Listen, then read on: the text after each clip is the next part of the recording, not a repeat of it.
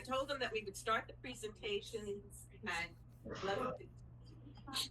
It gives people a chance to come in, read, mingle, do their individual setups, get some refreshments, get comfortable.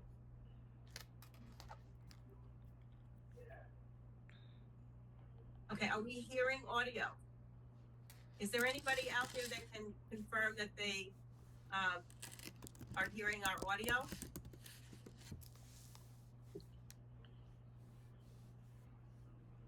If you're online and can hear the audio, can you give me a thumbs up?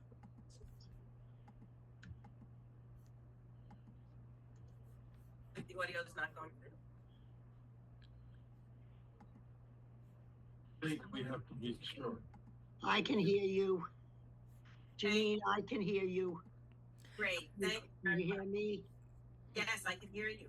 And people are responding in the chat also that they can hear you. Okay, I'll pull up my chat screen. Thank you. Excellent. That's key. As I mentioned, we're going to start our presentations promptly at 11:15. This is just a meet and greet moment. We want to welcome everybody to the new year. Happy New Year, everybody. Hope you are safe and comfortable. We've been doing some background work on the environmental issues, but we also have some other things that we've been concerned about as a community. So I wanted to bring to people's attention that within the next 60 days, there should be a special election announced for the position of our Nassau County legislator. She is now officially a senator, and that leaves a vacancy in the legislative seat. And so that news and the candidacy will roll forward very quickly and probably before our next meeting. So I'd like everyone to stay alert and attuned and ready to respond. Okay, Ben, ready to we may hold another online Zoom meeting to address some of our other priorities. We wanted to review the election results and things that unity about how we're turning out in various subject areas. And so going into the new year, we want to know how we're positioned on certain things.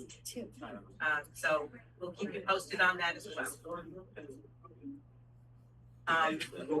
Mary Ellen, did you want to make an announcement or have leave? I know you're UCC dinner dance. Why don't we wait a couple of seconds? Okay. Yes, thank you.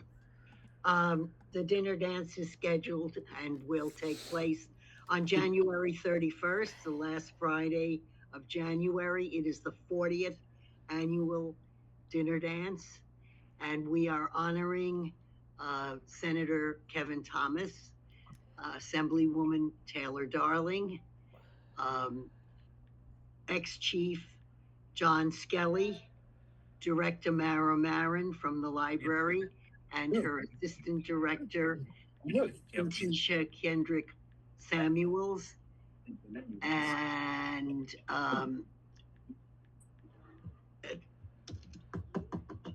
Doug, the principal at Lawrence Road, the retiring principal.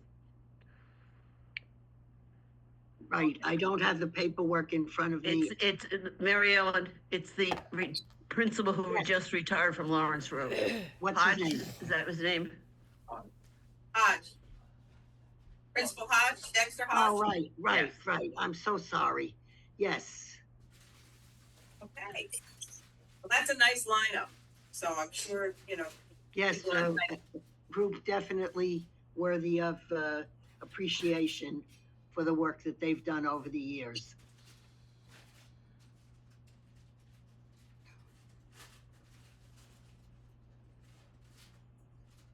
Okay.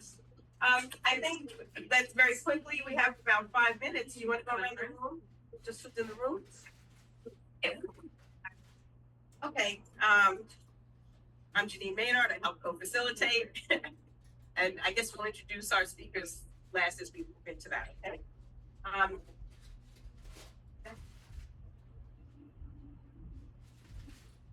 So yourself? Can you be ready to introduce yourself and speak to the speakers?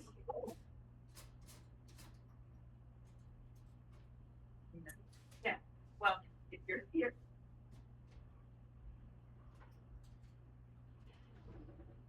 It's Uniondale for 20 plus years and participate on various levels in volunteerism. My name is Stacey Richardson. I am the president of the Uniondale Environmental Resource Center.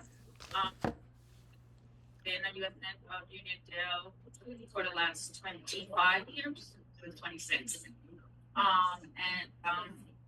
I continue to just bring information to the volunteers and the residents.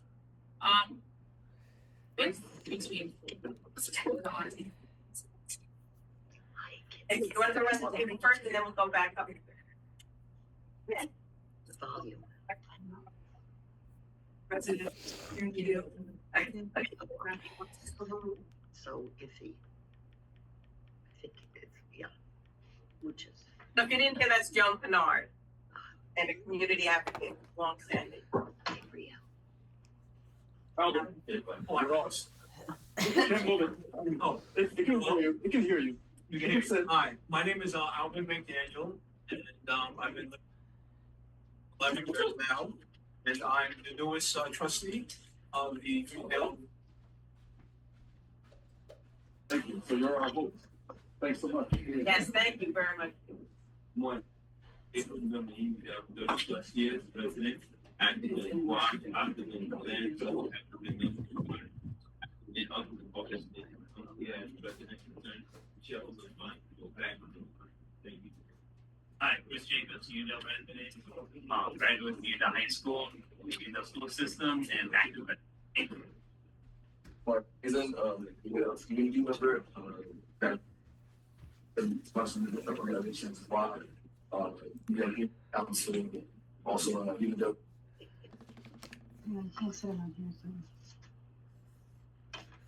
And Anastasia, what is Hi, my name is Anna Stewart.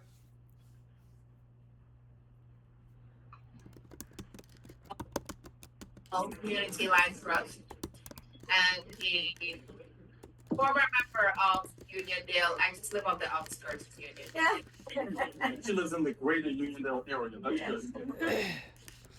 Sure. Hey, I'm Aaron Siegel with Vineyard Offshore. Great to meet you.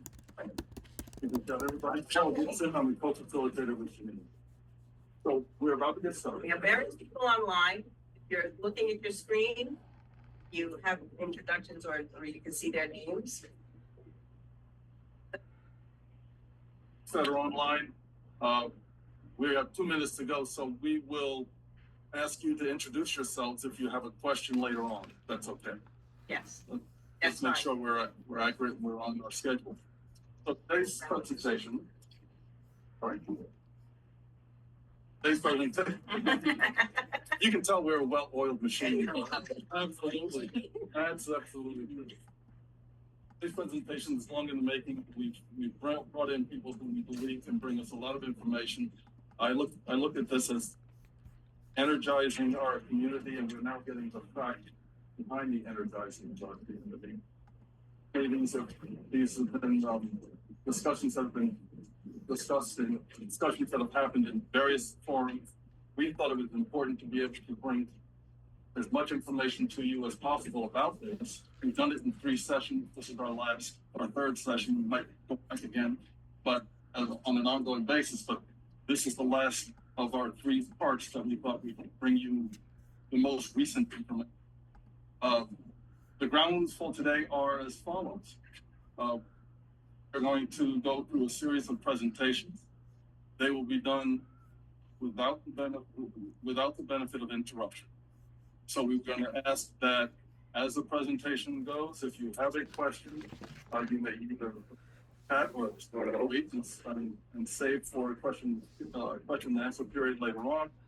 Just make notes. We think that that's the most efficient way to get things done. And it's also a way to make sure that all the information that's intended to get out gets out. And get nods from the people who are presenting, so I guess that's the way we'll do it. With that, Folks, you're breaking up. We really can't hear properly.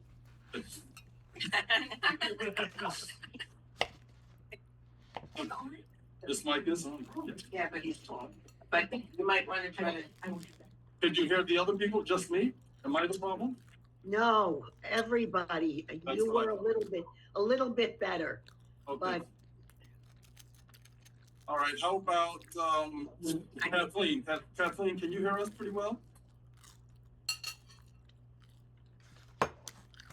Make sure that you're close to. Well, let's make sure it's not just Mary Ellen. Right. Somebody else put it in. Kathleen, can you hear us pretty well?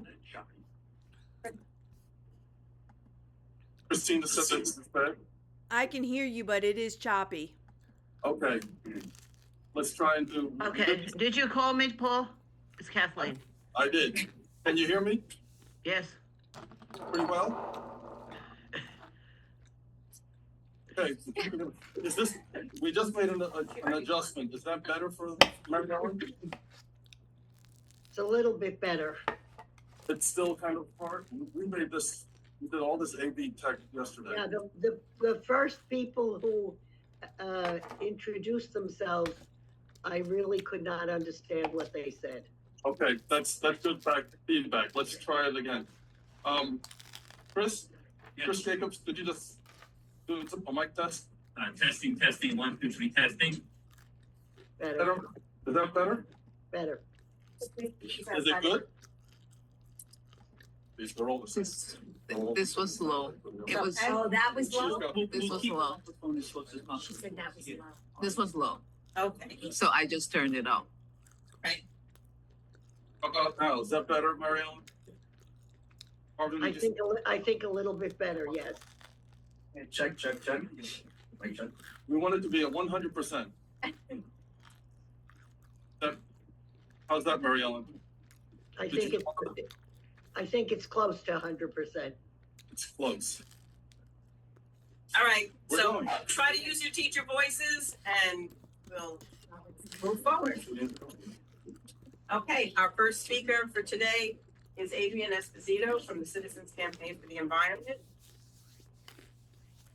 Yes. Mobile. Everything.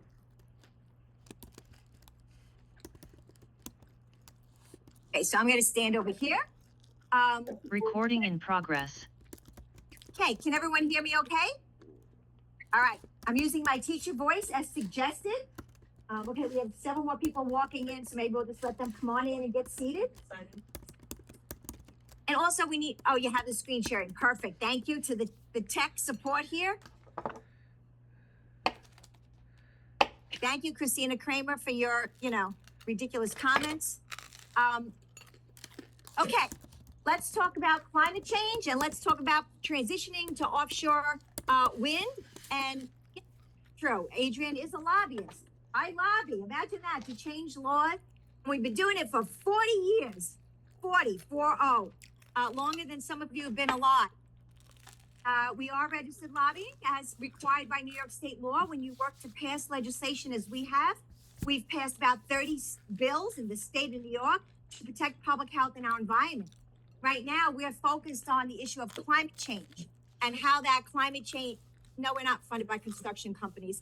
Are we gonna have like this ridiculous, Back and forth.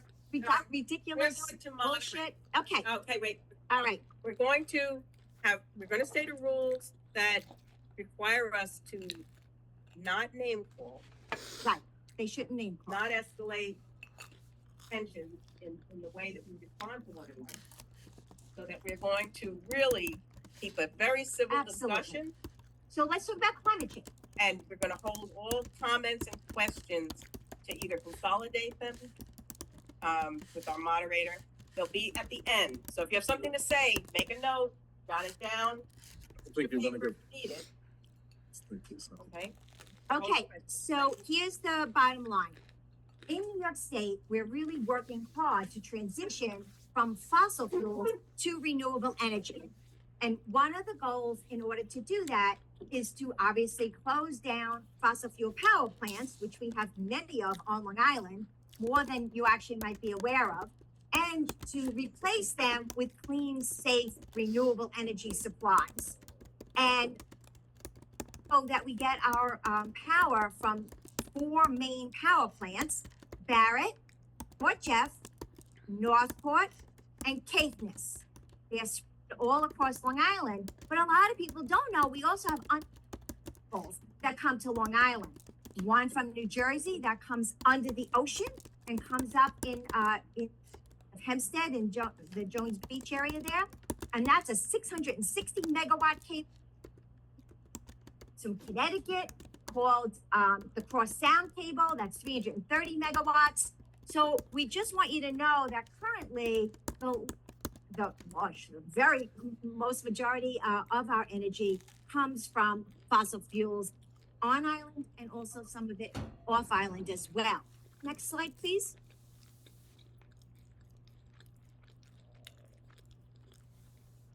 Okay, on Long Island, we are vulnerable. We like to say, or we don't like to say, but unfortunately it's true, that Long Island is on the front lines of climate change. According to NOAA, which is the National Oceanic and Atmospheric Administration, New York coastlines who have already experienced a 13-inch rise in sea level, and by the year, it is crazy, I agree. And by the year 2100, most of the barrier islands and the South Shore, including Long Beach City, will be underwater by the year 2100. Now, some of you say, well, we shouldn't have built on the barrier islands and Fire Island anyway, but I don't want you to miss the point. The barrier islands are also the front lines of protection to the mainland here on Long Island. When the storms hit the barrier island, they're actually preventing the storms from hitting the mainland. So not only do people live there, and now a lot of them live there full time, but also now this acts as literally the buffer or the barrier to all of the coastal areas across Long Island. So I just didn't want folks to, not really understand that. Next. We've had 4 extreme weather events just last year in 2024, and everyone keeps calling them once in 100 years, once in 1,000 years, and more frequently. And these storms are damaging and they're expensive. And this is from a Newsday report. We had back-to-back flooding, power outages. We had 10 inches of rain, which caused $40 million of damage just in Suffolk County, and that was with one storm. And then we had the drought at the end of last year as well, which kind of did some damage to farmers and our agricultural industry. You may or may not know that Suffolk County is the 4th largest agricultural county in New York State. It's part of our economy. Next, please. Okay, part of the plan, not the only part, but part of the plan to transition from fossil fuels to renewables is to put more offshore wind.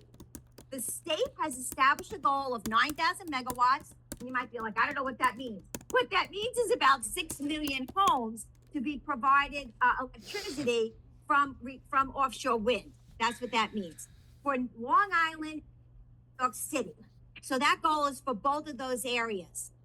The goal is to have these offshore wind farms replace fossil power plants. Next one. Wait, is the technical issues? Okay, yes.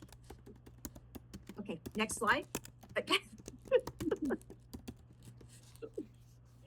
Okay, so I just wanted you guys to know here are the 3 offshore wind farms that are in progress. This really small one here, this is 35 miles off of Montauk. It's called the South Fork Wind Farm. And actually, a little field trip out to look at it.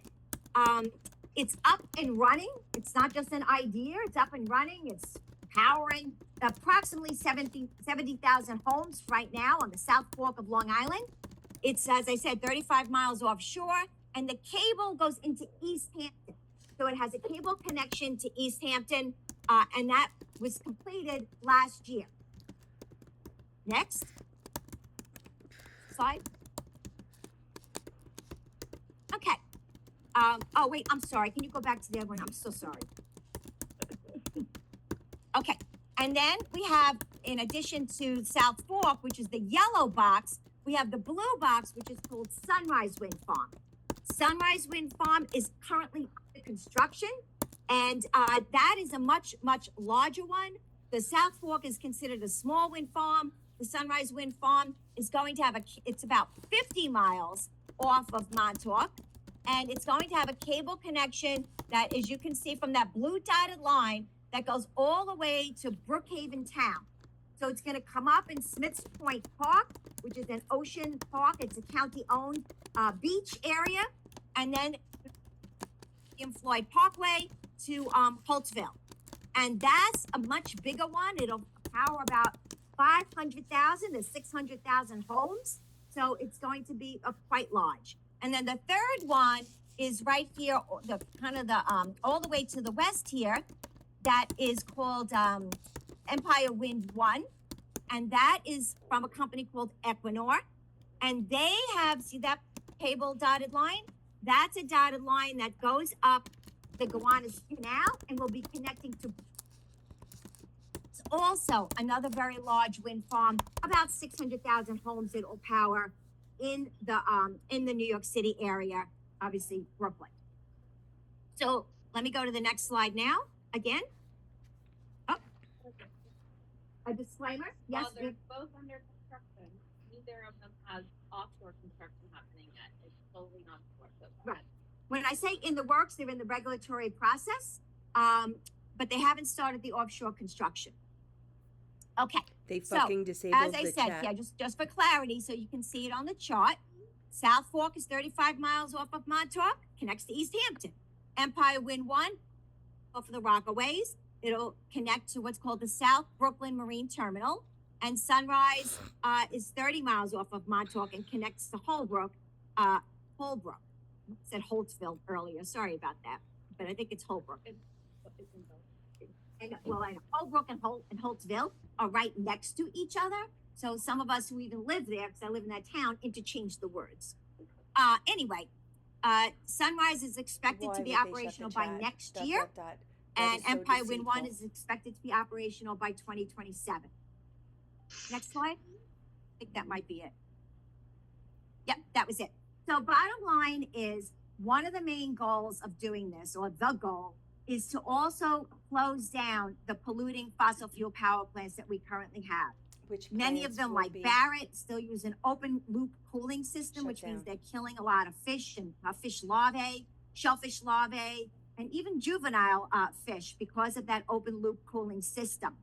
Many of us on Long Islanders, we don't really know this, we rely on what's called peaker power plants. Those are very small power plants that are under 80 megawatts each, but they're very old, they're very polluting, and the goal is to close down these old polluting power plants and replace them with offshore wind, and we will have cleaner air, and we'll have more reliable power, and it certainly will be homegrown power as opposed to importing fossil fuels from other areas around the globe. So I'm going to turn it over. Give me 1 second. I want to be able to share my screen. Yes.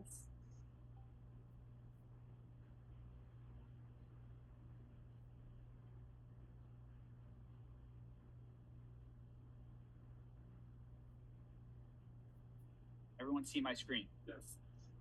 Yeah. All right.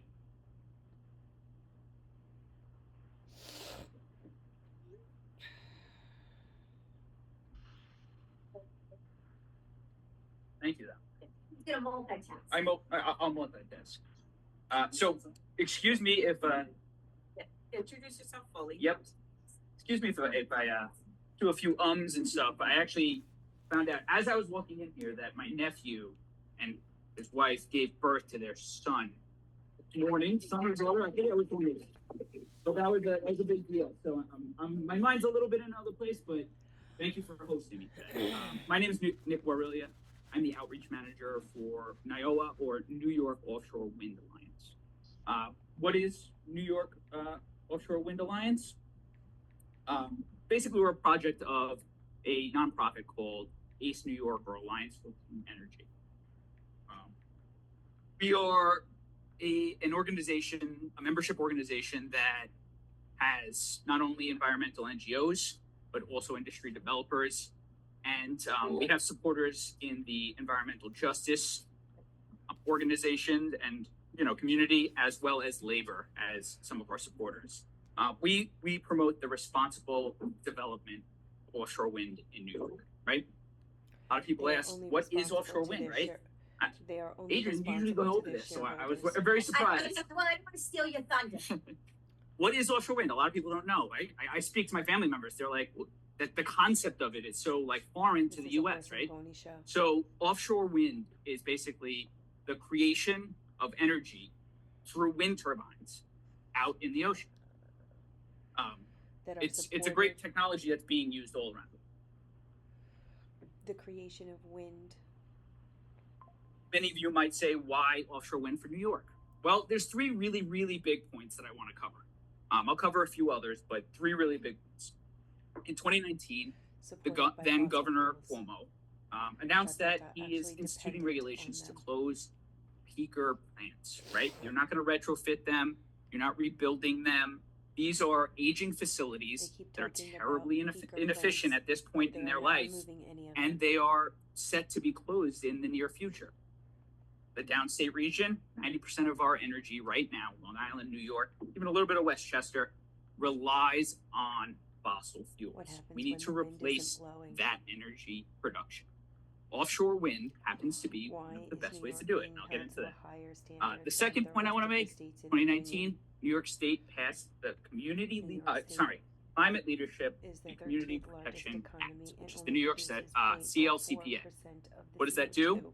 It sets standards on how we get our energy, how to reduce emissions, and moving forward, a climate plan for New York State to become carbon free. The last point I want to make, really big point, is, again, why is offshore wind such a great thing for New York State? Well, we're ideally situated. The continental shelf, which is also the New York Bight, has very shallow sea levels. It doesn't drop off like it does in California, Oregon, or other parts of the coastline in other areas of the United States. It's very shallow, which allows us to build what's already the technology, are these platforms that can hold big wind turbines to produce energy. Outside of that, we have high density population right on our coastline. Long Island, I think you all know, it's dense. I lived here, grew up here, went to school here. It's dense. There's a lot of people here, as well as New York City. New York City also has a very dense population, some of the most dense areas in the entire world. So, what does that mean? That combined with the population density and high average wind speeds that are off the coast of Long Island make for a very good situation to build offshore wind. Why offshore wind also? I mean, I think you all are seeing what's happening in LA, right? Wildfires caused by climate change. We want to reduce the carbon emissions within the United States so that we can lessen the actual impacts of climate change. The wildfires are just one part of it. By the way, we had wildfires not too long ago. 2023, did anybody walk outside? I think it was in August. I forget exactly what date it was. Those were, the sky was orange. Those were from wildfires in Canada that they couldn't put out. That was June. June. Remember, I was in Albany. It was insane. It was terrible. It was terrible. It was like the apocalypse. But by the way, California, LA, yeah, they're a little far away. Guess what? We had wildfires just this past summer in upstate New York, and we had brush fires in Central Park. If you went outside at any point in those times, you were breathing in fumes from those fires, and that's not good for anybody's health. It will simply blow up. So what I kind of wanted to go into a little bit after introducing myself, introducing NYOA, and talking about the need for offshore wind was kind of the things you probably are hearing. There's lots of myths, there's lots of facts that counter them. Some are wildlife. We talk about EMFs, electronic magnetic fields. How is energy paid for? What's the reliability of offshore wind? Who is going to benefit from this the most, right? So the first one I wanted to talk about was from this the most. The marine life, the effect on marine life. right? Like there's been a lot of strandings. You've seen them in the news. In December, we had, 2 whale strandings right in Long Beach, I believe it was. Or maybe one was in Jones Beach. Why is this happening? Well, a big part of it is warmer waters are changing migratory patterns. So the feeder fish that whales, especially right whales, feed upon are called the bunker fish. Bunker fishes all over. A lot of legislation that went into protecting the bunker fish, and the warmer waters have now traveled north, which means the bunker fish is now coming back to the Long Island waters, which means whales are traveling with them to actually feed. What do we have right off the coast of Long Island? Lots of shipping lanes, big cargoes, cargo ships. You can see them actually if you go down to the beaches on the South Shore. They're lined up, ready to go into New York Harbor or New Jersey Harbor, right? Like they're looking to drop off tons of materials from all over the world. The meeting is still on. But what I wanted to get back to was the epidemic, if you will, of these whales that are stranded on beaches and dying. A lot of people have been saying, oh, it's offshore wind that's doing this.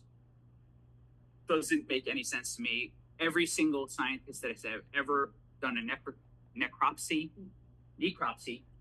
of any of these stranded whales have said that they are mainly from vessel strikes or fishing gear entanglement. Now, trust the scientist, but then I thought about it logically, right? When were the highest times of these whale strandings? 2016 and 2017 happened to be the 2 largest whale strandings that we saw on the East Coast. In 2017, I don't know if anybody knew it here, but there was a moratorium put on all offshore wind activity by the administration at the time, President Trump. He put a moratorium on activity. Well, so in 2017, if there was a moratorium on all offshore wind activity, how could they be killing the whales, right? There was no construction. There was no sonar. Like all the technology that goes into offshore wind, it just doesn't make sense. It doesn't add up. And that's how I kind of came to the same conclusion. Just using your head, that doesn't make any sense. So I want to not beleaguer that point, but I do want to move on. There's been a new rumor that I actually heard not too long ago, that there's going to be a new tax instituted in New York State to pay for offshore wind. I think it's somewhere in the 6% range. That's what's been repeated a few times. Yeah, that's not how we pay for energy here in New York. Energy is paid through what's called ORECs, offshore wind renewable energy certificates. ORECs are included in your utility bill. Utility bills are actually how we pay for any kind of energy that comes into our home, whether it's National Grid with our gas or whether it's electric through PSEG. It's a utility bill. It is not a tax. So anyone that thinks that we're going to start instituting taxes to pay for offshore wind, it's not true. There's no evidence of it. And if somebody can provide evidence, I will say I was wrong, but I have not seen any bit of evidence on this. And that's a very important thing because while everybody does pay for energy, or fossil fuels, it's not going to be an additional layer of energy tax. There's not going to happen. Utility rates, they're going to go through the roof 3 to 4 times in your home because of offshore wind. Higher. We have a commercial size utility scale offshore wind farm currently operating on the East End, and nobody's bills have gone 3 to 4 times up, right? So those ORECs that I mentioned before, they are very tangible figures that NYSERDA has now put out and said this is what will be added to your utility bill to pay for the energy that these offshore wind, farms, these manufacturers, basically will be providing to New York State. Those ORECs, everyone in New York State pays for them. They get put onto everybody's utility bill so that it can benefit everybody in the state. And it, Long Island in particular will be receiving the energy first. These ORECs also, just to be very clear, they are a set price for 20 to 30 years. So if they say this OREC is going to cost you $2 more, it will be $2 for the lifetime of the contract, which is not already. So that's an important thing to remember. We don't have fuel costs when it comes to offshore wind. For the next 25 Fuel doesn't years. factor into it. For the next Operations, 25 years. maintenance. EMFs, electromagnetic fields. This has been a pretty big topic. People say that the transmission lines that come along with offshore wind cause cancer or health issues. There That's a have fact. been, I want to say 25,000 studies that actually disprove this. Let me talk about EMFs Can very you quickly. provide those links? There are two types of EMFs, two general types. One is non-ionizing, and the other is ionizing. Ionizing is a bad EMF. That is the X-rays from an X-ray machine. That is ultraviolet lights. The non-ionizing come from a microwave, come from your cell phone. Everybody have a cell phone in here? Comes from cell phones. Cell phones are Comes from your dangerous TV, comes from your radio, Cell phones are comes from your dangerous and cause computer. cancer. We are surrounded by This non-ionizing guy is an EMFs. idiot. There have been many studies done on these, 5G causes and they cancer. say that there is no health consequence related to non-ionizing There are EMFs. health consequences. This includes but power lines, by the way. This is transmission lines. The World it Health because Organization, the WHO, the has World Health on their Organization website pays this statement: NYERC. no biological effects with low-level electromagnetic fields. That's non-ionizing electromagnetic Those fields. scientists I think have it's very to agree to important their findings, that we otherwise they won't not have a job. spread misinformation. The National Cancer Institute also agrees with the WHO on all of this. It's all up on their website. So whenever somebody says, but what about this study? 1990, there was a study conducted by DPS, or the Public Service Commission. Our studies They are found from the exact same 2019 and thing. 2021. I think it's important that we stay consistent with all the studies that have been put Our out there studies are and not statistically trying to significant, decipher our which own means materials that from what we want to hear. Our results are undisputable. Offshore wind is intermittent and unreliable. Remember that South Fork wind farm that's now Remember powering the Texas, east end? when it was cold. This is and right from people Newsday. died? The array because the wind located in the wasn't ocean blowing? waters 35 miles northeast of Montauk exceeded its July forecast by around 17%. Well, what does that mean in general, right? So July, August, June, those are the least windiest months, if you will. Winter is actually the strongest winds. So, This guy can't excuse me. even tell the truth about something that actually happened.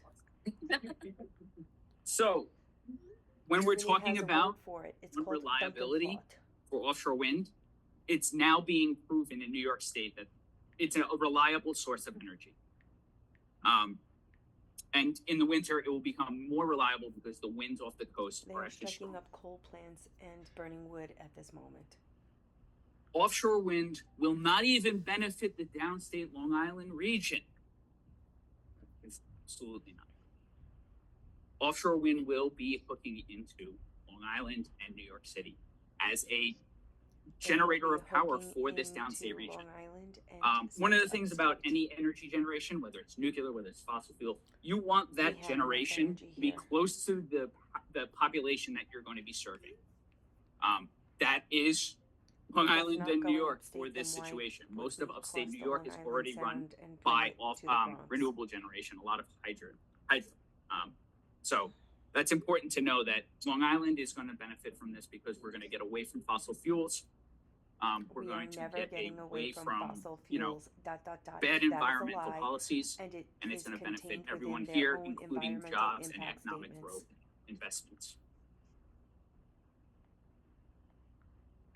The final thing that I wanted to talk about is who is opposing offshore wind.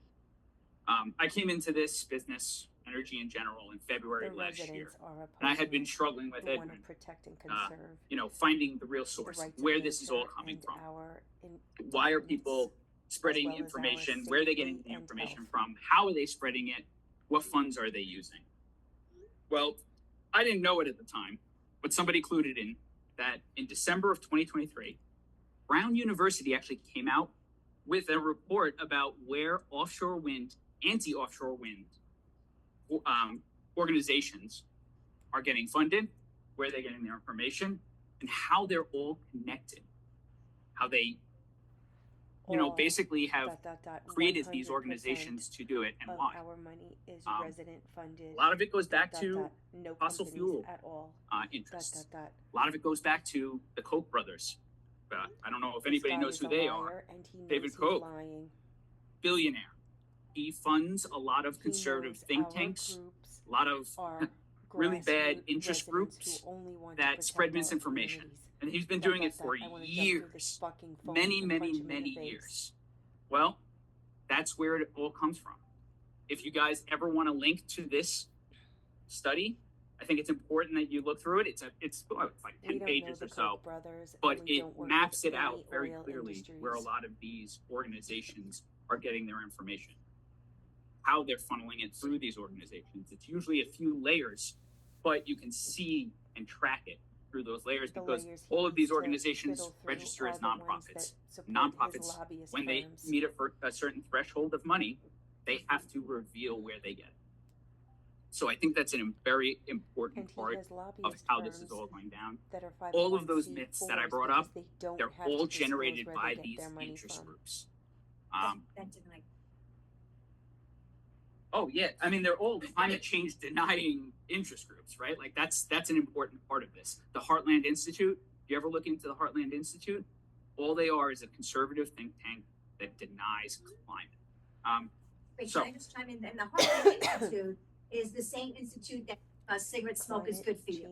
And they're the ones that have promoted, everything that the fossil fuel industry, smoking industry, and big industry, we know now are bad for us, but they have launched the campaigns prior in history about why those things are good for us. So there's a history here of being deceptive to the public, of manipulating the truth, lying, and really setting up what we call astroturf organizations, fake environmental organizations or fake consumer organizations to carry forth an agenda of big business and corporate interests. And that's what the Heartland Institute is all about. They're well funded, they're very effective, and they're now here on Long Island. Well funded.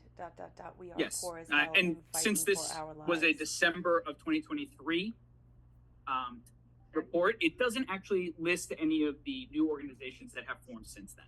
So I want you to all be clear that there are some that are in there that are, on Long Island, like Bonnie Brady happens to be one of these anti-climate deniers.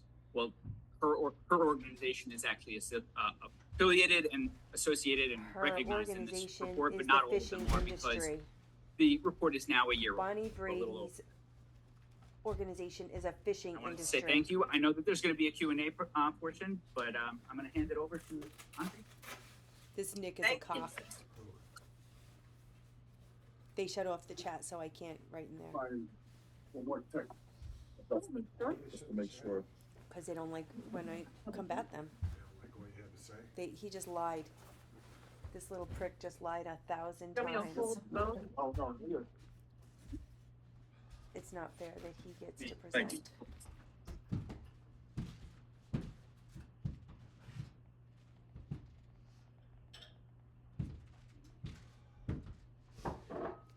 Oh, now Vineyard's coming on. Oh, can't wait for this All fucking right. show.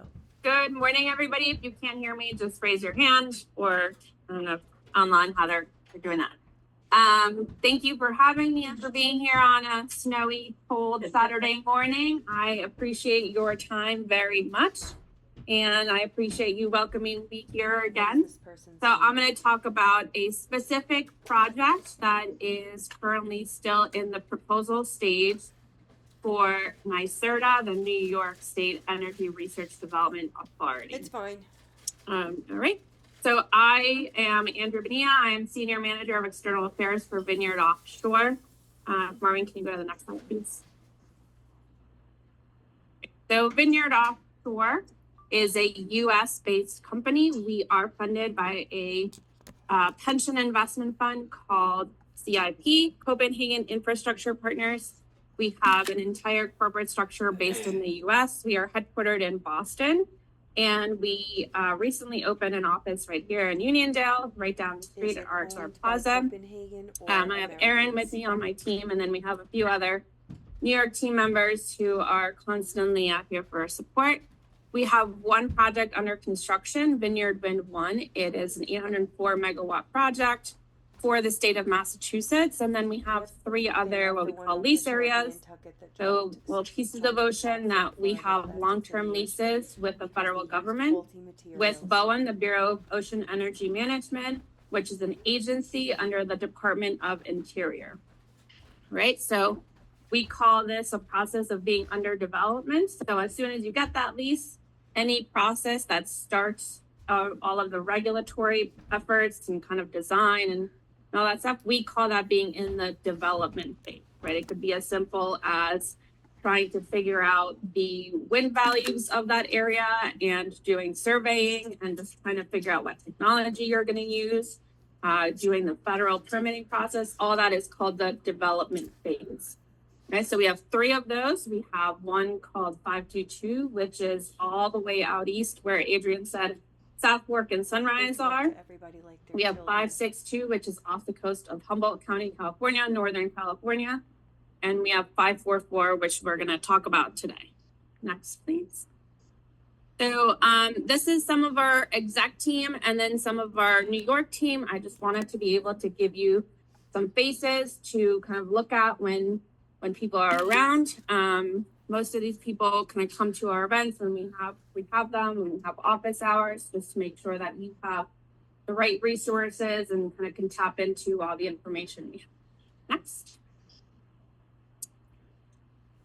So I want to start a little bit with our approach to what it means to have stakeholder engagement. One of the most important things to us is making sure that we are working closely with the communities that we might impact. It's a really big, important value for us as a company and to me as a person. That's why I work here. I think it's important that we, respect the tribal nations that have historically been here before us.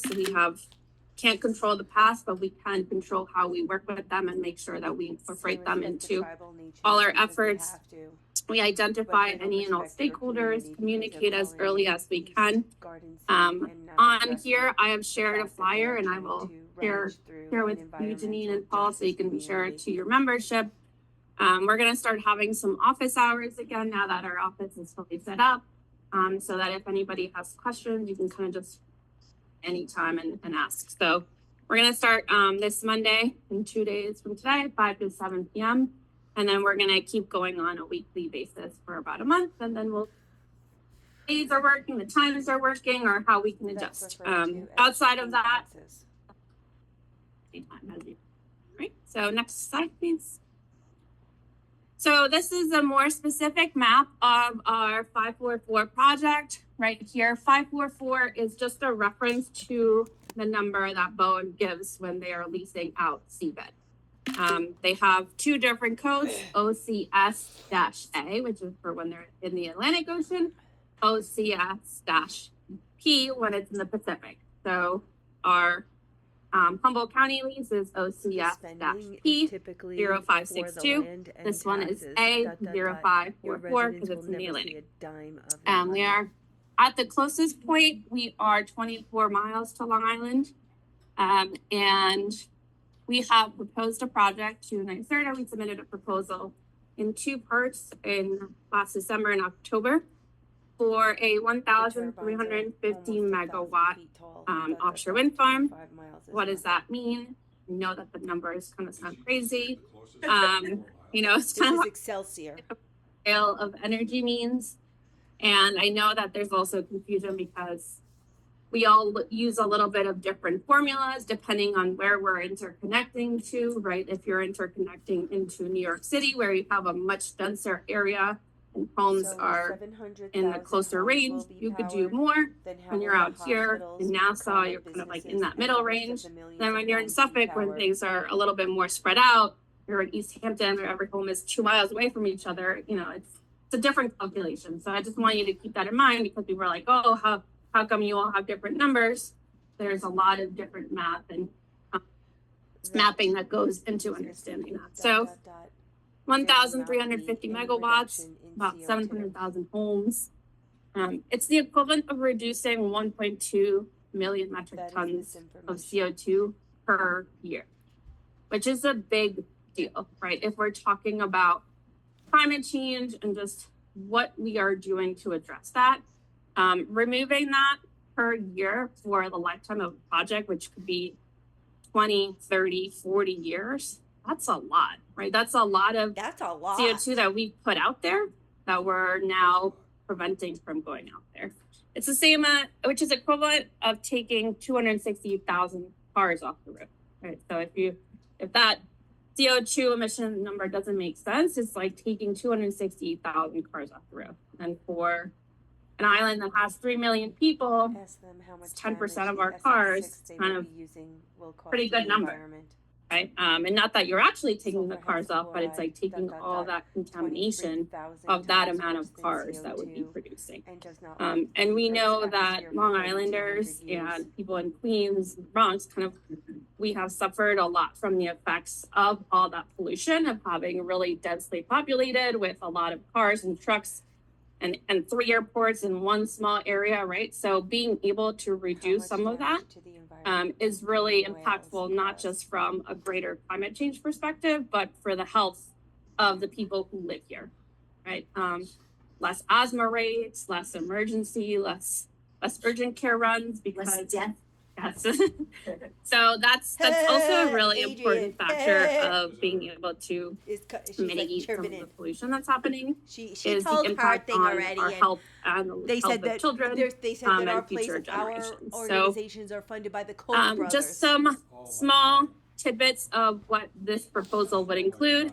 It's a very conservative number of 2,000 jobs in clean energy.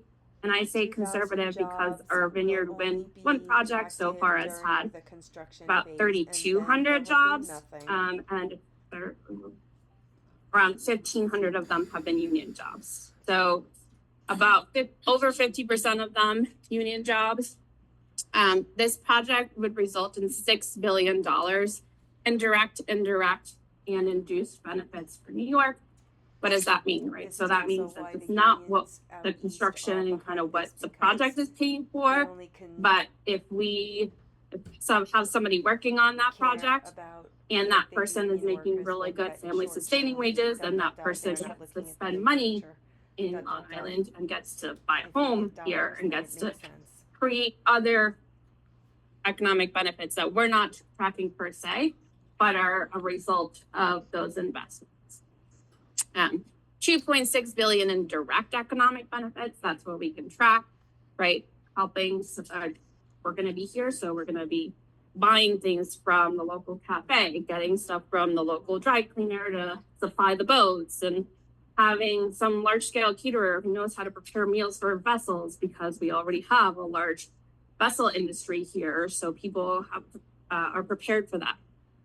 And then $578 million of spending specifically for disadvantaged communities. So part of the CLCPA Act was that NYSERDA pointed out what's called disadvantaged communities. And this is not just a economic thing. It's based on over 40 factors, right? It means your access to education, your health levels, and kind of the historic disadvantages and lack of investments that are have plagued some communities more than others. And they say, okay, these are disadvantaged communities. This is where you should focus. This is where you should train. This is where you should be hiring from. This is where you should do more efforts that rather than others to make sure that you're helping these communities. So we've committed to at least $578 million in disadvantaged communities. Next slide, please, Marvin. How much are you making to commit all of that money to these communities? Okay, so that was big picture project. Now a little bit more specific. I think last year when I was here in April, we spoke about kind of where is this project going? How are you going to figure this out? It's been a long year of having a lot of meetings, going to a lot of events and going to a lot of these things. trying to figure out what is the best way for us to do this What is in a partnership substation? with communities Question mark. and in a way Is it that best? minimizes kind of the Dot, negative what goes on impacts there? and maximizes the positive impacts. So the positive impacts being what I talked about before, kind of minimizing construction impacts. We live in a dense area. We know what that means. We know construction is disruptful and we want to kind of minimize that. And also being mindful of the fact that so many communities in Nassau County have been historically affected by other infrastructure projects and wanting to be mindful of that. So we looked at four landfills, and then we added one more in. So we looked at Rockaway Beach, Atlantic Beach, In all the other alternative Long routes. Beach, and then two in Jones Beach. So Jones Beach were additions last year. New York State Parks said you can't do one of them, but one of them is a good idea. And we got feedback from a lot of these meetings. Obviously, Rockaway, Atlantic, Long Beach, not good ideas. And so we settled on Jones Beach. Jones Beach Field 1 is a field that even in the summer isn't open most days. I drove by there a lot this summer just to feel it out. I was like, all right, let's be sure. How are we going to do this? Are we going to be respectful? And we're going to have time of year restrictions. Obviously, we're not trying to do construction there in the summer, but I still wanted to know kind of what we are thinking about. And Jones Beach Field 1 has a very big parking lot. So what we do is we use a horizontal direct drill, goes really deep under the sea, under the ground, and it comes out about half a mile out into the ocean. And it goes from the parking lot to half a mile in the ocean, no disruption of that lovely beach area we all love to enjoy, because I know I like to enjoy our South Shore beaches. So we decided, with a lot of feedback, Jones Beach would be the best landfill for us. And then we're looking at two options. We kind of would prefer to, with a lot of feedback,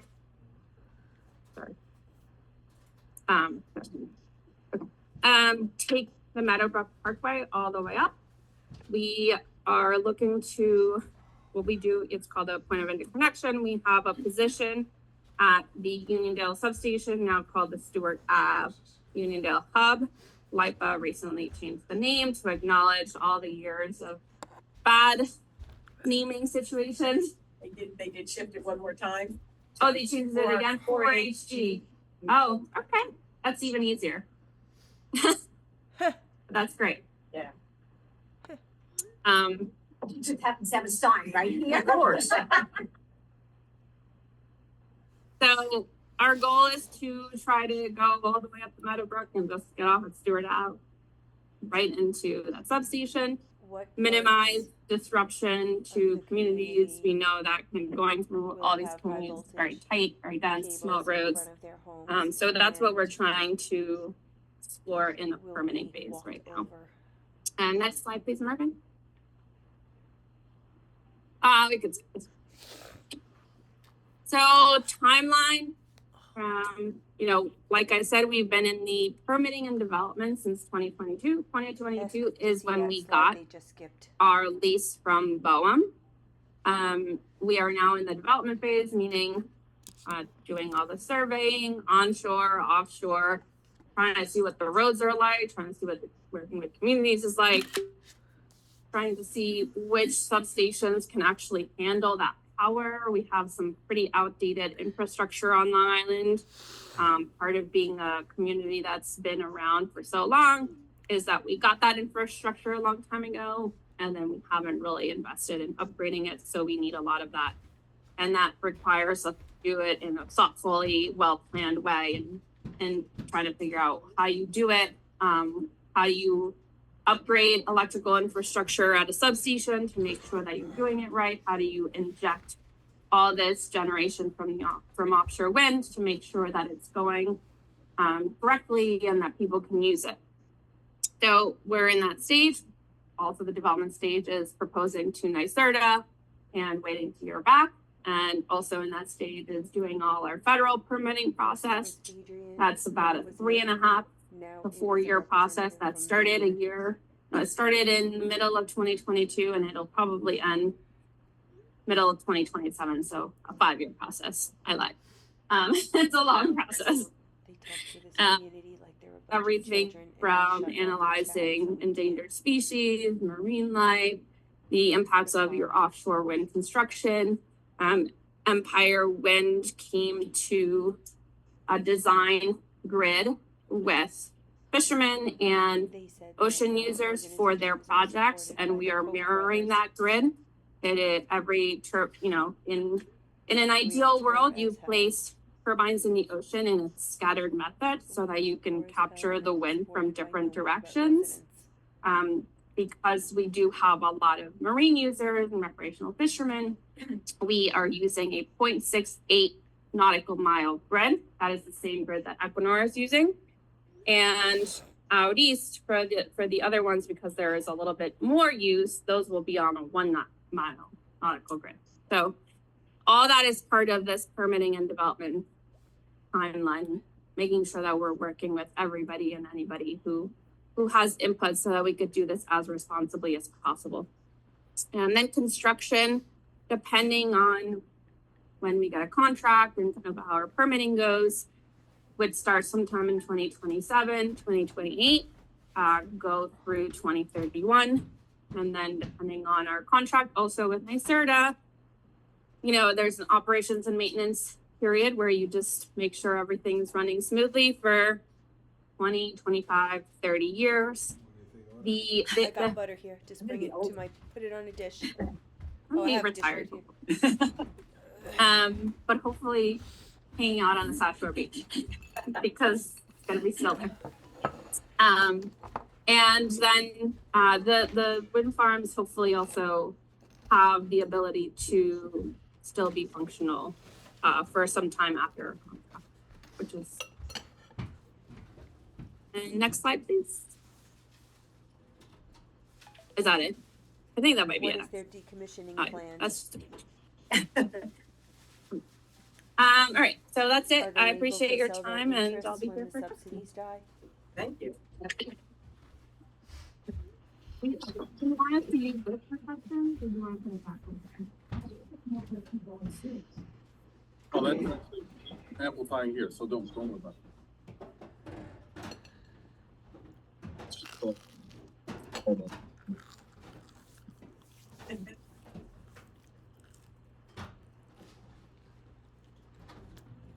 Hi, Michelle. I see you. So we have a lot of ideas about, the energy profile of Long Island, what we need as an island, and an overview of projects and things that have been already accomplished in terms of land space that's been designated by the federal government for this type of use. So some of these leases have already been accomplished. So now we're into different phases of permitting. And we'd like to know more about some of the things that still are confusing in our minds.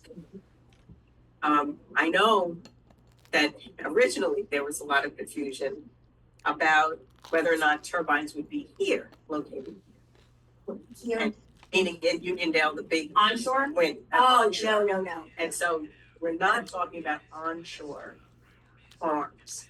No. We're talking about No. offshore farms. And that's one aspect of it. Another set of questions that have come up about the design of the turbines themselves and things that have hit the media about what happens to the blades, what happens to the life cycle of the project, and whether that will have impact to Long Island, to Long Island coastlines. And so is there any projection about how that's being addressed by the companies? Sure. So every project has to have in their permitting design, in order to be approved by BOEM, you have to have a fund set aside so that when the project has run its course and its lifetime, it can be decommissioned. It's in the working stages right now because we are just starting our federal permitting process. I can get back to you on what that looks like for Vineyard Wind, which is a little bit further ahead in that stage. But there are things in place so that that is not an issue. Increasingly, there are companies who look for decommissioned materials to repurpose. So there's a company in Ohio and builds park equipment mostly for schools. So they'll build like a stadium and like a gym, they'll build park benches. So like things that you need similar materials for, and they'll just take those decommissioned blades and repurpose them for that. And you know, there's a decommissioned blade right now at Jones Beach Nature Center from an onshore farm that's there for education purposes. So there's always a goal to try to figure out how to best decommission and repurpose those materials. Right, and another important point that you make is that the cost and the view of what's going to happen at that point is built into what you're proposing. It's not gonna hit us as taxes because somebody had something and then left and abandoned it. No, And it's now all it's tax built in. bills. I don't is it built in, I think it's important, I'll just say that because I'm sure, because it's important to note that the taxpayers don't own these operations, just like taxpayers don't own the national grid plants, right? So if Barrett's gonna close, that's National Grid's problem. And the same is true for offshore wind, same is true for any large scale energy, whether it's a solar farm, whatever. It's not owned, it's not a publicly owned entity, it's a corporation owned entity, and it's their responsibility to do whatever they need to do for closing it down or fixing it if there's some kind of mishap or whatever. So it's not us, it's the owners. And just to layer on, right? I would say most of the wind turbines that are going to be put up and out in the ocean are recyclable for the most part. And as of last year, Vestas, which is one of the largest firms that creates these blades, came up with new technology, material that can be recycled. And they're actually building like sound walls along expressways and parkways with it. That just happened in April. And I think there's more, right now there's not a big market for blades because we don't have that many. So I think Oh my as we have God. more, they'll become more creative about the reuse and the recycling of the material. Oh my But God. to me right now, the say that, compelling issue is how do we fight climate change, which is happening. Tell her to check out And the cost of it. I just wanted to mention this. I was on the phone the other day with of geology and sustainability at Hofstra University. And he's preparing a presentation that he's going to give at our climate change symposium in April on the cost of climate change, which is astronomical, and how we're actually paying every day right now to shore up shorelines for repairing damage, flooding, and how we all have and insurance costs. There are homes on the South Shore of Long Island right now that only have 2 companies that will insure our homes because a lot of insurance companies are pulling out. In fact, I just heard a report on the news that in California, the insurance companies are like, we are not going to reinsure homes. And the federal government stepped in and said, wait, stop. They did last year, they pulled out They pulled a lot. 30,000. And this is what's happening. I did a symposium at Newsday. They brought in an insurance expert who said insurance for coastal areas like Long Island for homes is going to get, and cars, not just homes, but cars, is going to get higher and higher and higher. And at some point, we're going to be in deep trouble because it's a very serious issue. The insurance companies don't have the luxury of believing or not believing a change, right? They run the numbers. When they run the numbers, they realize that they are making bad, investments in insuring homes that are right on the coast. And so they want to pull out. State Farm has pulled out a lot at a lot of South Shore communities already. It's very quiet. You may not know that. I know that. Got a letter in the mail from State Farm saying, thank you for being a customer for 20 years. We're no longer insuring homes south of Montauk Highway. Yeah, it's pretty shocking. So it is happening slowly. It may not be with fanfare, but it's happening, and that to me is really Maybe they're scary gonna for burn them. us up Yeah. next. And just to go on top of that, you know, the cost of not moving away from Can I just get my carbon camera out of there? emissions. I mean, And our papers. I was reading this morning that the federal government refunded FEMA with $26 billion over the holiday time, so that, by the way, and they do not believe that $26 billion will be enough for the recovery of Southern California, which is currently just going to, suck all that money up. And how does that affect us? The federal, we're paying that, guys. We are. That's part of the federal government's budget. Of the government So destroyed California, and now they will destroy We Long have two Island. questions online.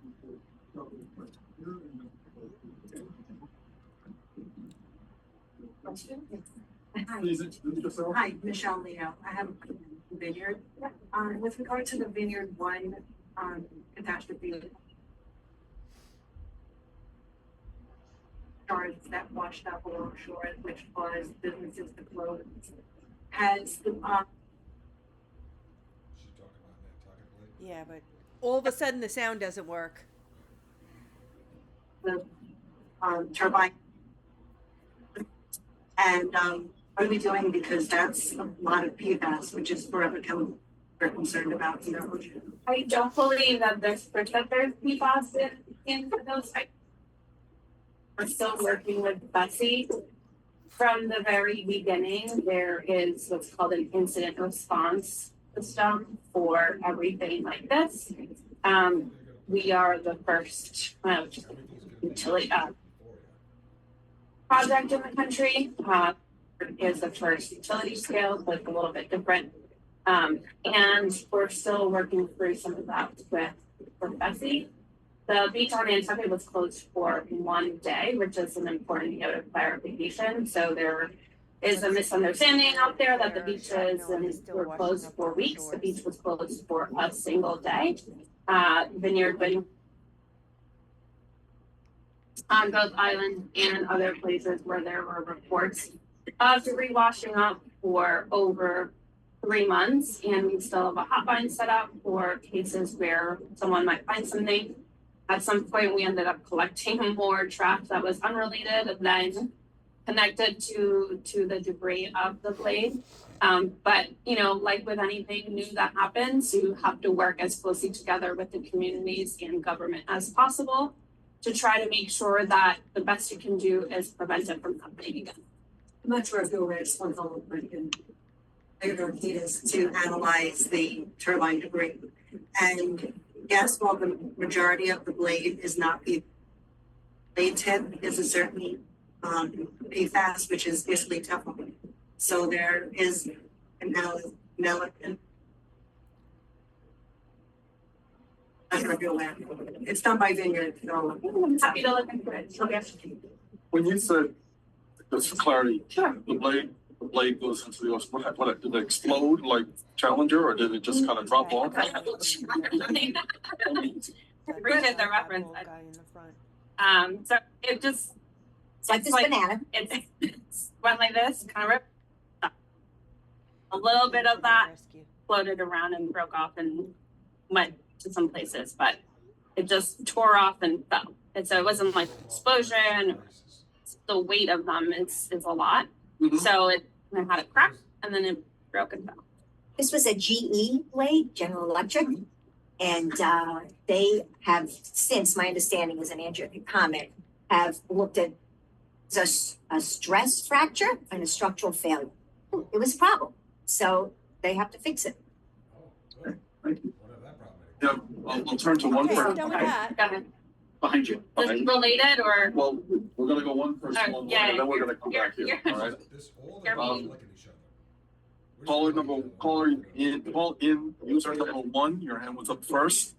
So I'll ask you to unmute. They know. Yeah, we know. You are unmuted. Hold on. Hello? Yes, we hear you. Oh, thank you.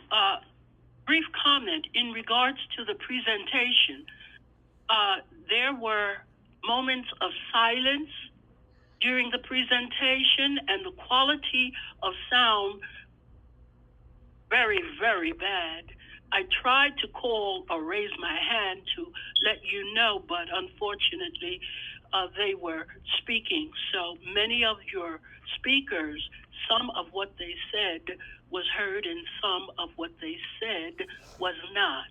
Now, to my questions, and I'm sorry I cannot give you the names of the individuals, but Okay. your first, okay, not your first, but your third presenter, they spoke of Boeing, and they stated that, well, not what they stated. My point is that Boeing has been barred in many countries. People will not fly in their planes because of the malfunctions, which resulted in death, and that's a current thing. In regards to speaker number two spoke of health care. Now, children are being told not to wear your headphones on your head. Men are, because of the electrical interference with your brain.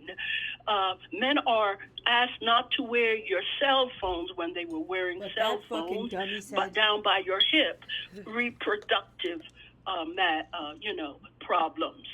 We know that electricity, and since we are electrical, really, that we are basically subject to electrical currents if we walk on the ground barefoot. So all of that is in play. And with the, what's his name, Elon Musk, his electrical cars, we know that on the West Coast, there was a car accident, electric car, caused it by simply going into park on a highway, which caused the highway to be blocked for over 5 hours. So with the turbines that you wish to bring in, what is the process? Are these turbines, are these blades simply dependent upon the wind? So that would mean if there is no wind, they don't turn. Or is there a backup or some type of mechanical situation involved whereupon water would have to be basically put on whatever device to keep it, cool it, down, keep it down, because it would be working for quite some time, the heat factor. If that is the case, that water, I assume, would be coming from the ocean. If it's coming from the ocean and it's dumped back into the ocean, what impurities are being pushed back into the ocean so those that do have coastal property and the fish that live in the water are poisoned, okay? And the Thanks, other, Laura. Hold on. Let's take Laura. Yes, let's get these questions answered first. Okay, may I just ask one final question, and it won't be long? You said disadvantaged area. We are a disadvantaged area, meaning we're poor and needy. So, my question is, in all of the sites in which you have either constructed or have tried to construct the developments of windmills, are they disadvantaged, which means somewhat not, and I hate to say it, but I must, as educated as other areas? And that is why a foreign country has permission in U.S. to build windmills? Thank you. To that last question real quick. So I don't pretend to speak for the projects, but I can tell you, and I hope you can hear me, because I know there's some sound issues. The very first wind farm that was created and built was built and connected into East Hampton. The Wainscot, where billionaires and millionaires are all living. So this doesn't only, right, there's no, the points of interconnect, right, the POIs, which is where these, energy generation farms are hooking into to inject energy into the grid. they're not based only in disadvantaged areas. What is required by New York State is that disadvantaged communities benefit from these projects. So that's a big part of it. Will be exposed to the safety. So I will answer the Boeing question. So we are now working with Boeing, the airplane and engine manufacturer. We permit through BOEM, the Bureau of Ocean Energy Management. It is an agency under the Department of Interior that permits energy projects. And that means not just offshore wind, but also oil, gas, and other energy generation that is done through the federal government. So we don't have Boeing engines, we don't have planes, there is nothing there. And I will echo Nick's comment that yes, we work in many different areas of socioeconomic backgrounds, and it is the Climate Act law that says that we have to benefit disadvantaged communities through these projects, because in typical other industries and other projects, it has been socioeconomic disadvantaged communities that benefit the least from investments like this. So our goal and our commitment and what we are committed to is making sure that communities who have typically been left out of processes like this and benefiting from processes like this are the main ones benefiting from our construction and development and the investments that we're putting into. Part of her question, if I heard her correctly, was what if there's like no wind and they're not running anymore? Look, offshore wind is not meant to be the only source of electricity. It's one puzzle piece in the electrical, in many electrical sources. And no one is saying that this is the cure-all, this is the only thing we need. We're not saying that.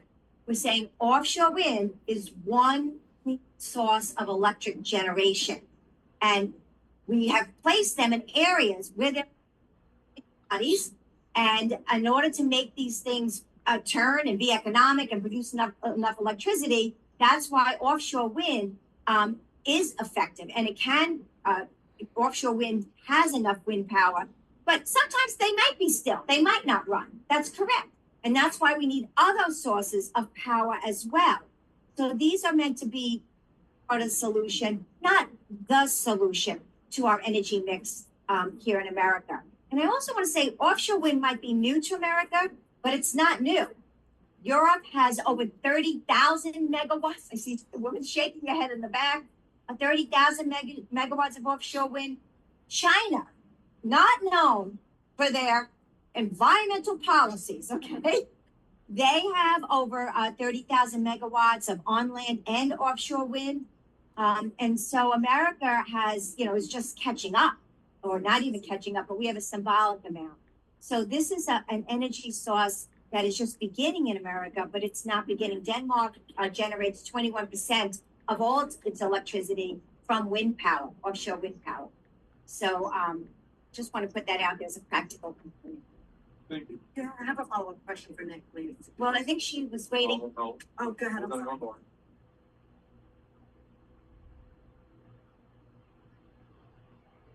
You mentioned the fact that Europe has been using wind energy for a very long time. In fact, my question was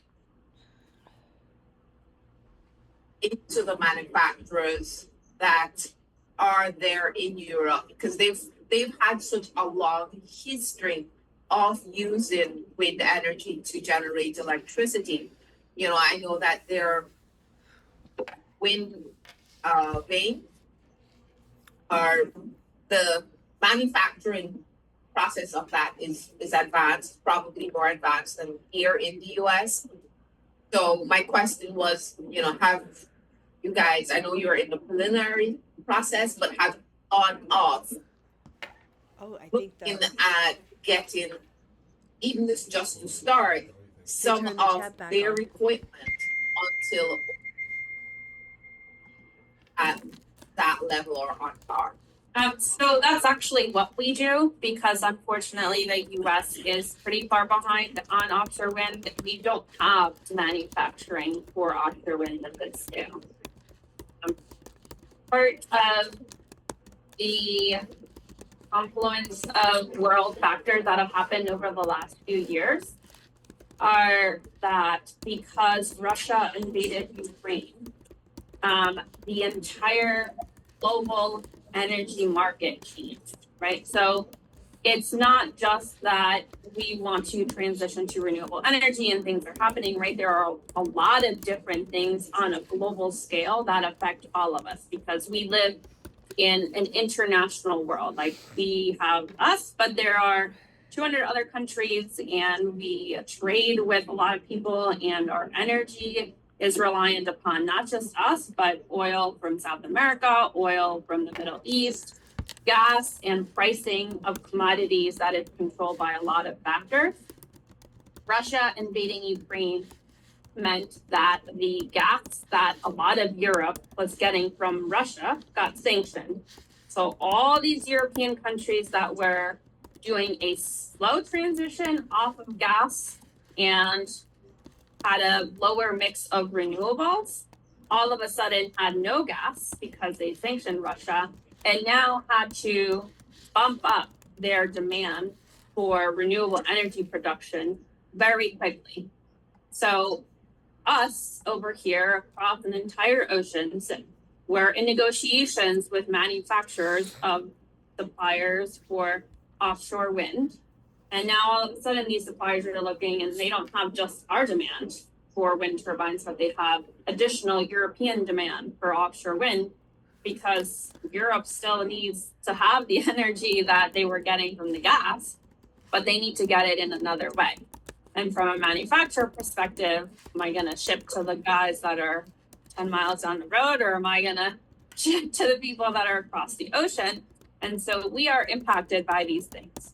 Now, a lot of states, as part of their efforts to bring offshore wind and what they procure offshore wind, have been working with developers and manufacturers to try to bring some of that here. So it's not to say that this is going to be always coming from there, but in this time where they do have the experience and they are building that, and we're both trying to buy from the same guys, like if all of Uniondale goes to one grocery store, that grocery store is not going to have what everybody wants. If we all split up, then everybody kind of guess what they need, right? So it's the same thing. So we're just working with a limited market, but also everybody's trying to figure out more solutions to this at the same time, which is part of why the development phase is also long, right? Because you're not just permitting and doing design, but you're trying to figure out where do you buy it from, how do you buy it, how do you do it in the best way possible, how do we make it sustainable and enticing for a manufacturer to set up a facility in New York and be committed to investing here and opening up a factory that's going to hire thousands of people. So does that company have enough projects to sell to? Do they have a workforce? Do they have the land, right? Like on Island, we just don't have land. Right? So we have to look at upstate New York. So it just doesn't become just a Long Island project, it becomes a statewide project. And then how do we work with adjacent states, right? So one state do the monopiles, which is the piece that goes into the ocean. One state do the blades. So it's a lot of different chess pieces moving around. There's 10 different chess games at the same time to try to make everything work.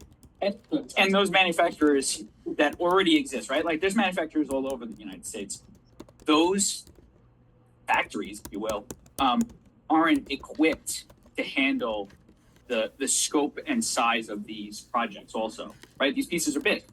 So you would have to retrofit your factory to actually handle creating the piece inside and then shipping it out, right? Like you can't just open a garage door and slide it out. It's not how that works.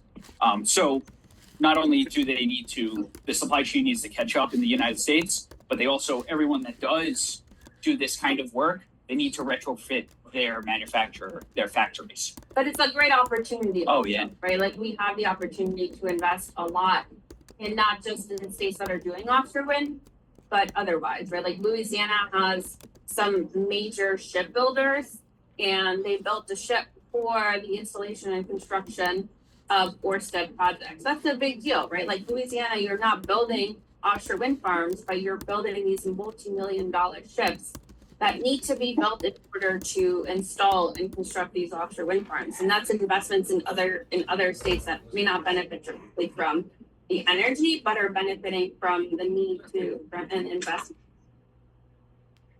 I have a question online from Jennifer Sarafin. Jennifer? Hi, how are you? Hi, Nick. Nice to meet you again. I will say you talk about misinformation, and we have written letters to show that a lot of our research is not misinformation. Some of the stuff you are saying is definitely misinformation about the EMF. We have a very smart person who has worked with EMFs her whole life, who has sent you many documents. So a lot of those documents show that EMF is cancer causing. I'm not going to get into it now. We've sent it all to you. You choose not to use it. That's your prerogative, but the research should be shown. My major question is, why are all of Vineyard's construction and operations documents redacted? And also, how much are the electric bills going to go up? Because Governor Hochul has made it clear that she wants to put it on the ratepayer when the Fed decides not to fund these projects. That is a fact. It has been there when Trump has said he is going to stop offshore. So you need to be honest with these people and tell them what's really going on. That is a fact that it is to go to the ratepayer. Okay. So why are all the documents redacted? Why are they redacted? She's Why can't people read them? Why can't we see what's really happening? So I will say that some of the construction operations information is redacted, typically when it's confidential business information, right? So if it's something that is our own model or something very confidential, the goal is to redact the least amount of possible. But sometimes there are things that are either very confidential business information or that might be protecting somebody we've spoken to, right? Like, and you know, if you might not want your information out there, right? So like, I can't always say, but I will also say that if there is something out there that you want to have a conversation about, you can always reach out to us and say, hey, I want to know more about this. And then I can try to get to the bottom of why it's redacted. And is it something that maybe, you know, we thought that needed to be redacted, and if we look a little bit further, we can publish it or we can have a conversation about it. That's always an option on the table, right?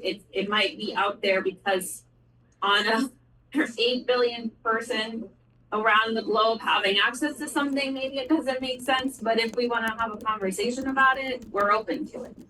So I'm just going to address the comments that were made about me. One, I have been in touch with Jennifer. Glad you can make it today. But those studies that were sent to me were studies that were done and have since been debunked, right? So those studies were sent to me, and those were done many, many years ago, over 20 years ago. Since then, I only quote from reliable sources. So I mentioned two of them. The World Health Organization is one of them. And then the other one was the National Cancer Institute. I'm not pulling information that I did or research that I did by myself. I'm taking it from experts in those fields and utilizing that information. So when anyone says that I am spreading this information, if you don't agree with it, it isn't misinformation in that scenario. I'm using expert information and I'm disseminating that. If they want to link research, they want to link their research to our email, then they're welcome to do that too. One question here, then one question online, then I will do this. Questions. I got you. Yeah. All right, in the interest of time, let's try. Let's try to keep the answers right. The answers concise and the questions concise. That's right. We have 20 minutes. Okay. So, I can talk fast. this might be very quick. So I just wanted to know, right now, the housing, homes that are also, that are benefiting from this now. How did people become a part of that number? How did you participate? So you don't become a part of it. What we are, we generate electricity, and then your utility buys it and distributes it, right? So we come and we bring it to the substation in Uniondale, and then your utility distributes it as best as possible. It's not like it's not quite like gas where you're like, I want to have gas in addition, and you bring the gas line to your house and use that as part of your mix. The utility is allocating that as best as possible. Well, but it's just like what we have now, right? You turn on the light, but we don't choose where the electricity comes from, right? So all It's of just the power. yes, it powers the grid, exactly. And the biggest point the biggest point is that moving forward, renewable energy has to be used before any other type. So anything that Vineyard or Orsted generates will be the first energy used moving forward. And that's why we feel confident. I just want to talk more, just 1 second more. I don't want to say about these peaker power plants, which are very, very polluting. So if we're using offshore wind or even community solar first into the grid, and we're shutting down the peaker power plants, which are the small ones, but they're usually the most antiquated ones and the most polluting ones, then we're getting rid of fossil fuel production and substituting it for no fossil fuels. So it's not like we're going to do offshore wind or nothing. If we're going to do offshore wind or stay addicted to fossil fuels. Christina? I don't even know how to unpack all of this. There are so many questions. How many minutes do I get? You get a question and a response. Let's do it that way. Fine. Let's address Adrienne. First of all, Adrienne, you are a lobbyist and you do take money from offshore wind. So yes, you do have a lot of say in how laws get through. And in this case, you're on the wrong side of good. So no, we're on the right side of good. No, you're not. No, you're not. No, you're not. So here's my question. Which peakers are being shut down? Which peakers are being shut down? Barrett is staying up. Which peakers? Okay, well, okay. Let's have a list of the peakers that are being shut down. In their environmental impact statements, they specifically say there will be no reduction in CO2 whatsoever. They will have zero impact on climate change. So what is this for? It is for money. It is going to be the largest wealth transfer in our lifetime. They are not here to help your community. They are here to make money off of your community. Christina, let's get to the question. I asked which peakers are going down. Let's get a list. Okay, thank you. Okay, thank you. Okay, so the Barrett plant, Port Jeff, and Northport and Caithness are not peaker power plants. Those are what's called base load. They would be the last to close.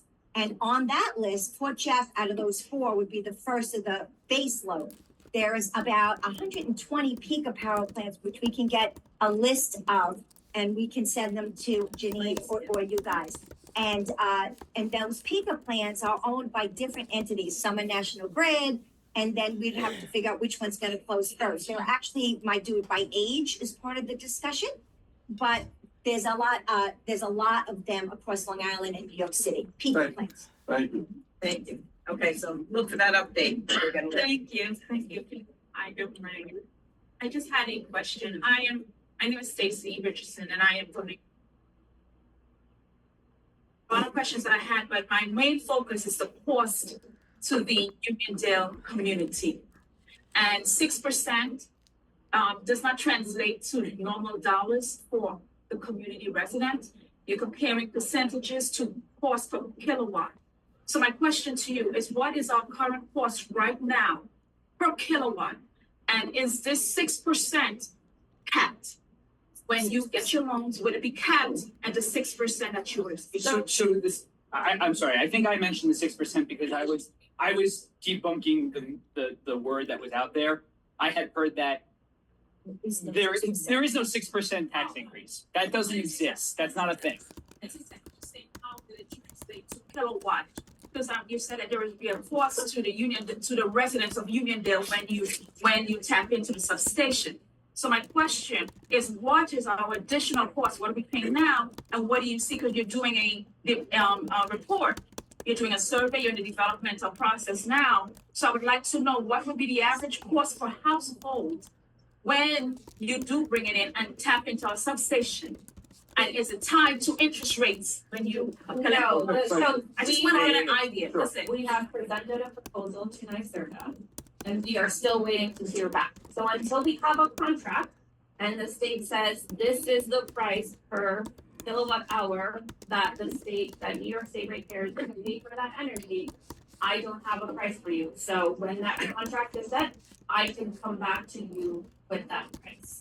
I will say it is a consistent price for the lifetime of that contract. So whether it's a 20, 25-year contract, it is a consistent price for the entire lifetime of that contract. Right? So it's not like last year when like 2 years ago with the Russia-Ukraine thing and gas went up like 50% in 1 month. No, it's the contract is set for its life and that's it. I just want to clarify your part of the rate setting happens at like. It does not happen. I know, but they do pass the cost on to like this. I just want to ask one more question. As you pass the cost on to the consumer, and as you said, the contract that you're going to get from NYSERDA, I think my question to you is, does the community residents have a say with this contract? Because maybe we don't want to pay extra money. And would we have a say at that time to say, no, this is more for my budget? They're dealing with people in our community that have fixed income. So on a community-based level, when I speak to the residents, this is a concern for them.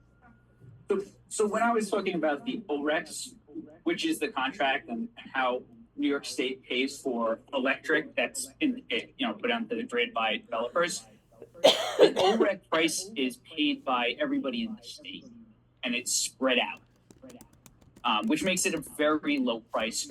It's not like Uniondale, we're hooking into a Uniondale substation, this is going to increase Uniondale's utility rates. That's not how it works. It works across the state so that project is spread out the cost in general across all 19 million people that live in, and that's, right now, energy prices are currently on the consumer. So if you use more energy than me, it could possibly be, you might have a bigger house than I do, whatever it is, that's how it works. But the OREC price is a flat price from, it would be set for 20 to 30 years. I forget how long the contracts are. Right. So, if it's $2, it's $2. Don't quote me on that, but it could be, whatever it is, it's set. It is set. But also, there is no 6%. That 6% is not a thing. There is no income tax. Yeah, that doesn't exist. That was just a That was, yeah. In the interest of time, we got it. Yep. Laura, would you turn down the volume of the radio in the background and ask your question? One question, please. Thanks. Okay. I'm so sorry, but I don't have a radio on, so that's not me. Fine. Thank you. Just the question then. Okay, if I have the opportunity to ask a question, the last question I would ask is this. Do you want us to come back to you? No, hold up. Because while you have me, I want to take advantage of it. Because I'm, again, I apologize, Tama. I meant one. I beg your pardon? Who is that? Christina has to mute. I have Oh. Oh my God. Hello? Go ahead, Laura. Question, quickly. Quickly. My question is this. Is the company who's building these windmills, you did not answer the question. What second mechanism do you have that will cause the windmills to turn? And is that second mechanism going to use water from the ocean? Okay, I'll answer that question. Dumping it back into the ocean. please answer the question directly. The first question I asked the gentleman, he gave me what city or the windmills were first made, were first installed or built. I didn't ask that. Laura, they're anxious to answer your question. In the interest of time, I'm going to stop and let them try and answer exactly what you asked. Please answer directly. Thanks. So, as we've said before, offshore wind is cited here because there have been a lot of studies before even thinking about developing here. We use what's called a wind resource map to know where to locate them. Yes, there are times when there won't be wind, and in those cases, they don't move. However, when you have a large offshore wind farm, you have turbines facing in different directions so that you can capture wind coming from different directions. So some may move, some may not be moving. In addition, you don't really need fast wind for these to be moving, right? Like you just need a little bit of wind for them to be moving because they are big wind turbines. And I want to emphasize that it's not windmills, they are wind turbines. And so we don't need really fast speeds. We just need some slow, consistent wind for them to spin, right? When they spin too fast, it's actually bad for them. So we just need to, and they are, all three blades are connected to what is called a nacelle, which is a computer that has a whole host of software and mechanism that controls how they move, when they're moving, and how they are capturing that wind to generate electrons of electricity. Thank you. Please. Will there be wind turbines on the Earth population? You only talk about wind. Yeah, right. There is a significant study that is part of the offshore wind permitting process that looks at avian life. It is, no, we are not finalized. We're still in that process. That's an answer. Next question. So by a foreign private investment company. Christine, you're funded by a foreign investment private equity firm. So that means that in addition to the federal subsidies that are subsidized by every resident, you're going to develop a strike price for utility rates that include all of your costs in decommissioning that will be passed on to everyone. The Wall Street Journal has quoted at current rates, all in dollars per megawatt hour. This summer, a contract by the state for wind alone that's going to be $155 per megawatt hour. You add on to that the Propel high voltage cables that for Long Island, we're currently at $3.3 billion. And then you add on that the cost of the battery storage, which is also being subsidized. So at the end of the day, every resident who's and every resident that's is going to pay for these projects all in. The costs from 36 right now per the Wall Street Journal to 130 per hour, 155 per megawatt hour for wind, plus the Propel cables. And you didn't discuss with this group here that it's very likely, because you have discussed that turbines are intermittent, that they're going to wind up with a battery energy storage system at Third Avenue substation. So I don't understand where you're coming from. And just so you know, Politico has quoted the PSC as talking about utility rates being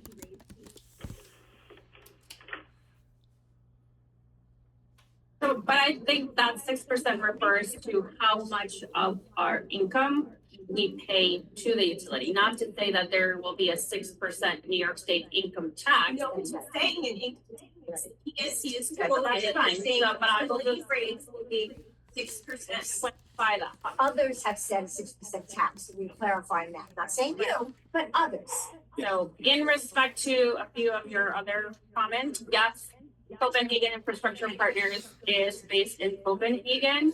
It is a renewable energy investment firm. They are a pension fund. The state of Montana has about $100 million of their own pensions investment. So They still that have interest, so you have to that figure firm, out that get back. yes, For them to get interest. it is a business, right? But I think when we think about subsidies and like you're saying, we are also as UX taxpayers subsidizing oil and gas and every other energy generation that we have.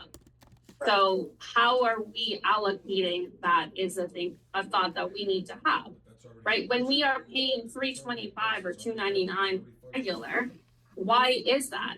Because we are heavily subsidizing oil drilling, right? So I'm not saying that it's wrong because we need energy. We need our cars. I can't get here without my car.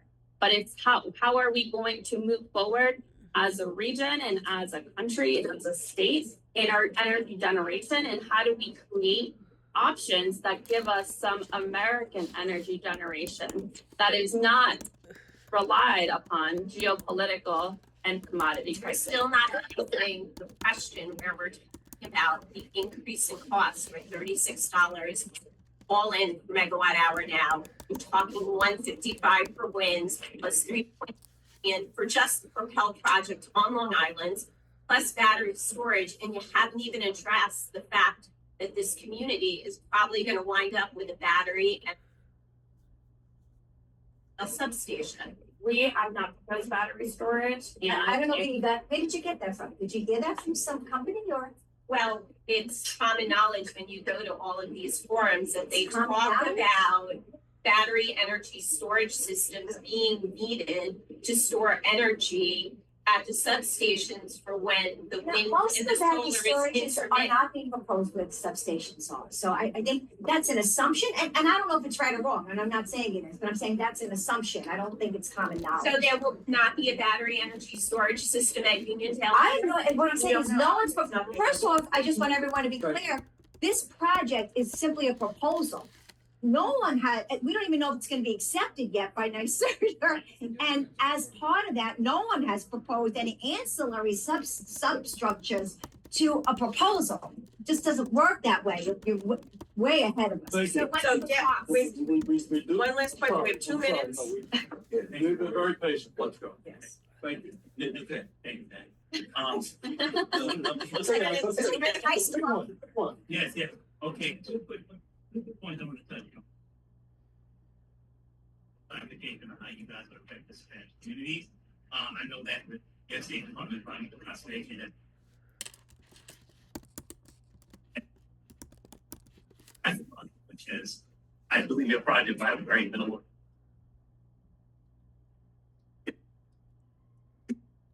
Remember the presentation you said you brought from John Beach, the medical facility, am I correct, right?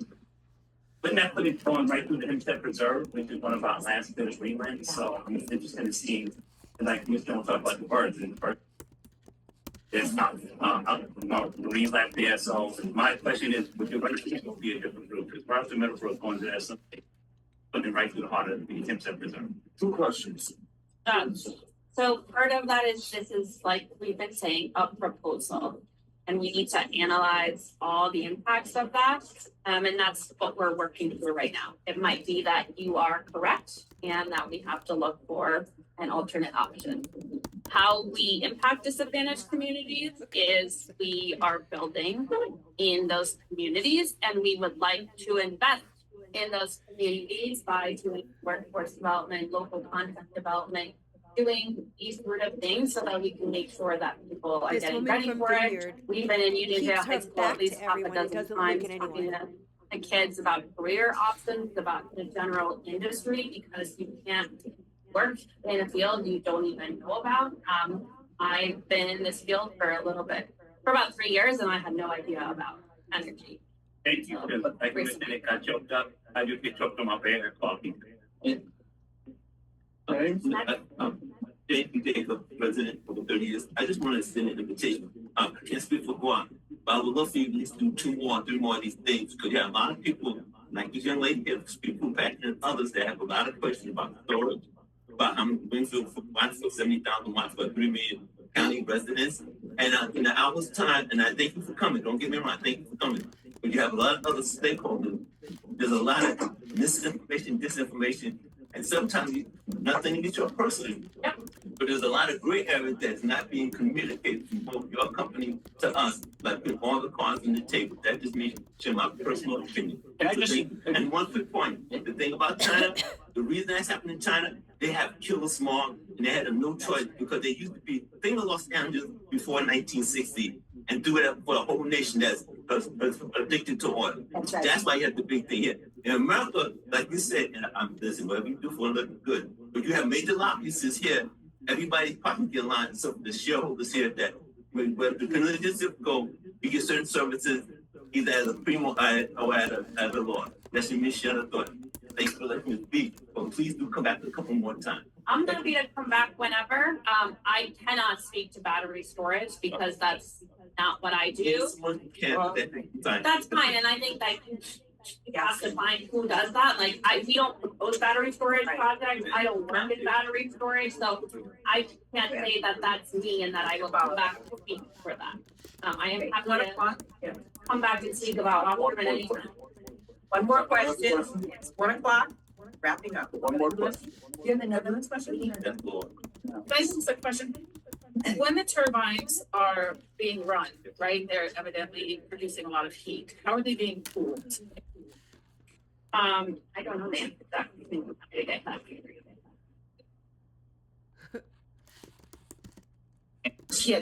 Yeah, I pull from, I'll send it to Jeannie, absolutely. Okay, we'll send them out. Sounds like you're gonna be back here.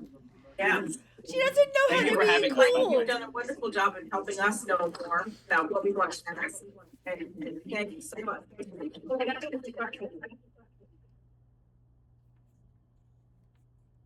They were not producing enough energy from the turbine. How are they run? Gas and oil? No, they're not. And they just don't run. They don't run. And then what happens with the power? This isn't like old bonds where they have to find it and they can go. Yeah, they just don't run it, and as that's what I was trying to communicate earlier, is that one part of the power plants are full. So if they're not running, then whatever else. So we're supposed to have,